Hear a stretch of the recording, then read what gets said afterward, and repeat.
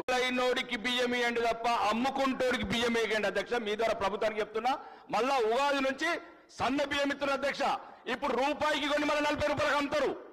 రోజు 8 టన్నులు నిజామాబాద్ లో మహారాష్ట్ర బార్డర్ ఉంది అధ్యక్ష. పెరికిట్ లాంటి గ్రామంలో బహిరంగంగా బెదిరిస్తున్నారు ఈ మాఫియా.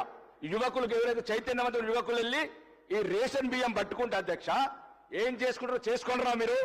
మేము ప్రతి కిరాణా షాప్ సార్ ఆ పౌర సరఫరాల దుకాణం ఉంటుంది దాని ముందే అధ్యక్ష. దయచేసి ఇది రాష్ట్రానికి సంబంధించిన అధ్యక్ష. రాష్ట్ర ప్రభుత్వానికి కూడా వేలాది కోట్లు మిగులుతాయి అధ్యక్ష. దయచేసి మళ్ళా సన్న బియ్యం అంటే స్మగ్లర్లంతా పండగ చేసుకుంటున్నారు. దీని వెనకాల రాజకీయ నాయకులు కూడా చాలా మంది ఉన్నారు అధ్యక్ష. ఆ రైస్ మిల్లు మెయింటైన్ చేయడము, ఈ బియ్యం రీసైక్లింగ్ చేసుకుంటే ఈ మధ్యన కూడా కొంతమంది విదేశాలకు మారిపోయారు అధ్యక్ష. ఇది మన నిజామాబాద్ జిల్లాలో వందలాది 200 సుమారు 200 కోట్లు ఎగ్గొట్టిపోయారు. ఈ రాజకీయ నాయకుల ప్రమేయం ఉంది అధ్యక్ష. సుమారు కొన్ని 20-30 వేల కోట్ల అధ్యక్ష. ఈ తెలంగాణ పేద ప్రజలకు పనికొస్తుంది. దీని మీద ప్రభుత్వం సీరియస్ గా ఆలోచించి ఉగాది నుంచి గౌరవనీయ ముఖ్యమంత్రి గారు సన్న బియ్యం ప్రారంభిస్తున్నారు అధ్యక్ష.